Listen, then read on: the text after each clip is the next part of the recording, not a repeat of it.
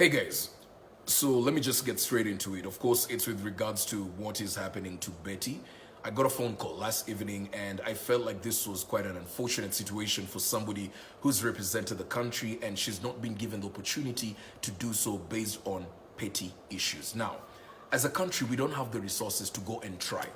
That is why over time, when it comes to national assignments, we've always sort of had the same faces because they've proven that they can get the job done. And that is why we work with people who've proven that they can do the job. So it felt very bizarre and weird that somebody who's responsible with selecting a team, the women's team, to go and represent the country in the upcoming qualifiers, sets aside or puts aside Betty just because of a petty reason.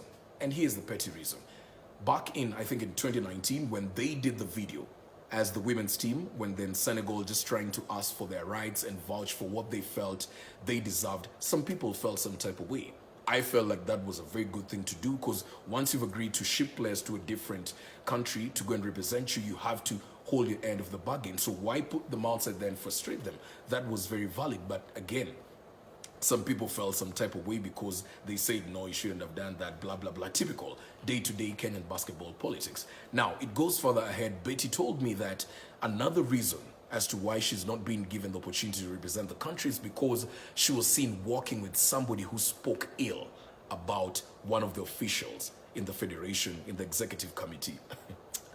Come on, guys, come on. What sort of pettiness and silliness is this? You're willing to jeopardize the performance of a team because somebody hasn't apologized to you because you feel some type of way? I remember when we had a complaint with regards to the sexual allegations facing one of the coaches. The complaint was lodged officially. It was taken through a disciplinary committee. What's the difference with this?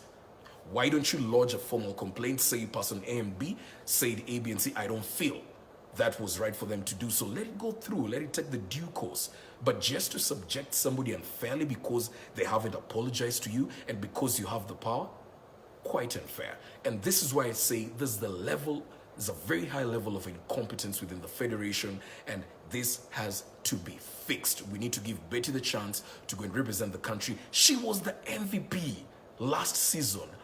How does she miss in the provisional squad? Are you okay? The person who's coming up with this list, are you okay? So you see, these are some of the things that we're trying to fix within this basketball. So with that said, I feel like she needs to get her fair chance, and the people who are responsible with coming up with this team should also step up and fight for her, because this is quite unfortunate. Just because you have the powers to name who's going to appear in that team, you're not going to give her the opportunity because you want to flex your muscle. It's quite unfortunate.